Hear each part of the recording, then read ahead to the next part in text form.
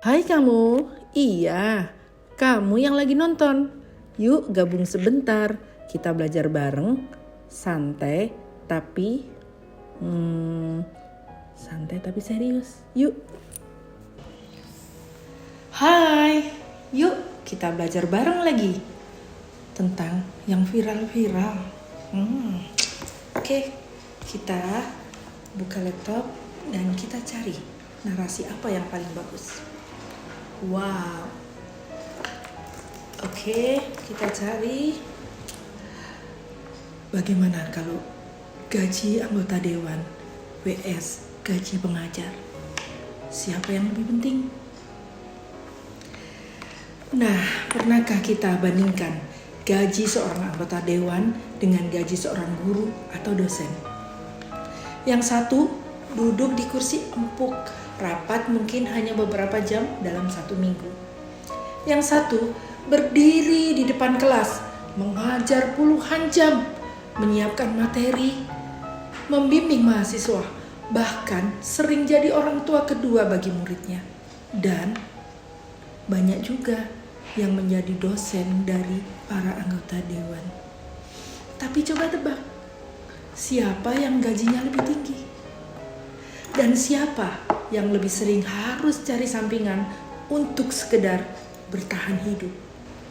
Anggota dewan punya gaji pokok sekitar 4 juta rupiah. Kedengarannya kecil bukan?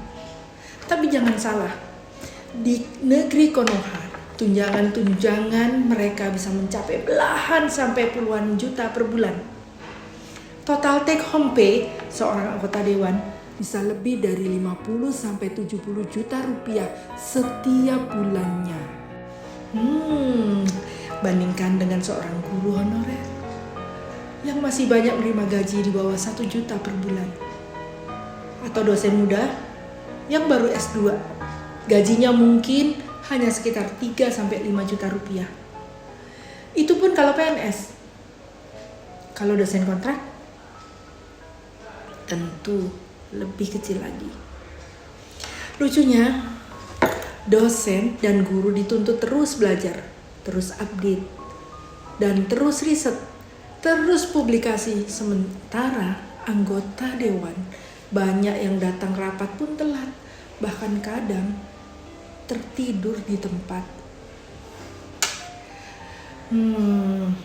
Lucu ya, guru dan dosen mencetak masa depan bangsa, tapi begitu dihargai sangat murah. Anggota dewan katanya sih wakil rakyat, tapi lebih sering viral karena tidur saat rapat, ribut soal fasilitas, atau sibuk pansos di media sosial. Mereka yang mengajar pusing 7 keliling mikirin publikasi internasional. Mereka yang duduk di dewan cukup pusing mikirin apakah rapat selesai cepat atau tidak.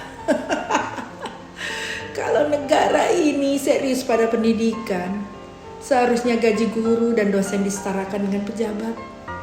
Karena tanpa guru dan dosen tak ada yang bisa jadi pejabat. Pendidikan adalah investasi jangka panjang. Kalau pengajar terus dipinggirkan, siapa yang akan mencetak generasi masa depan? Kalau gaji guru dan dosen tidak layak, wajar kalau banyak yang akhirnya putus asa, cari kerja sampingan, bahkan meninggalkan profesinya. Sementara anggota dewan berganti periode, berganti wajah, tapi gaji dan fasilitas tetap terjaga. Pertanyaan sederhana untuk kita semua. Lebih penting mana? Mereka yang duduk di kursi empuk hanya 5 tahun, atau mereka yang berdiri di depan kelas puluhan tahun untuk mencetak generasi bangsa? Kalau bangsa ini terus lebih menghargai kursi daripada ilmu, jangan salahkan kalau kita tetap jadi penonton, bukan pemain di panggung dunia. Dosen dan guru terus belajar.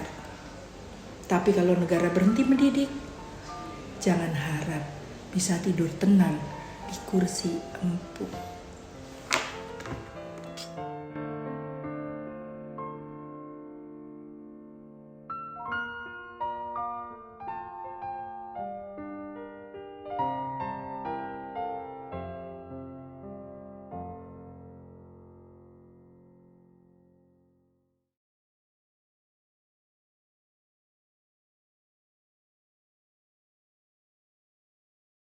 Semua anggota DPR udah punya uang lah. Berapa sih sekarang gajinya anggota DPR? Kita banyak potongan. Berapa Ya, sekarang? Berapa sekarang? Setiap tanggal 1, 16 juta ya. Tanggal 5, 59 juta kalau nggak salah. Oke. Ya. Ya udah, Jadi begitu aja. 16 juta itu gaji pokok, Ya. 59 juta itu adalah tunjangan-tunjangan, Iya. komunikasi segala macam. Iya, iya. Terus yang lainnya? Ya. Yang lengkap dong.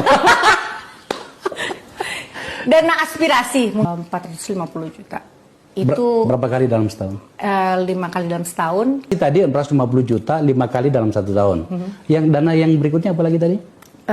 Kunjungan dapil. Kunjungan dapil, kundapil berapa sekarang?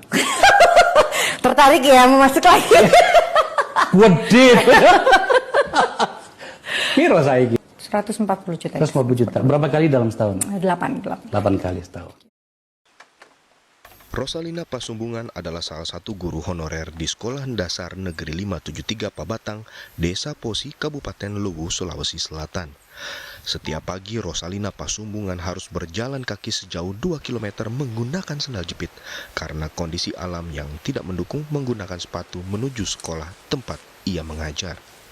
Rosalina Pasumbungan merasa terpanggil untuk mencerdaskan anak-anak di desa sebagai tenaga guru honorer sejak 3 tahun belakangan, meski gaji yang diterimanya hanyalah Rp900.000 per triwulan. Namun semangat mengajarnya tak pernah sirna. Tantangan ini tidak menyurutkan semangat Rosalina Pasumbungan untuk tetap mengajar demi masa depan generasi muda.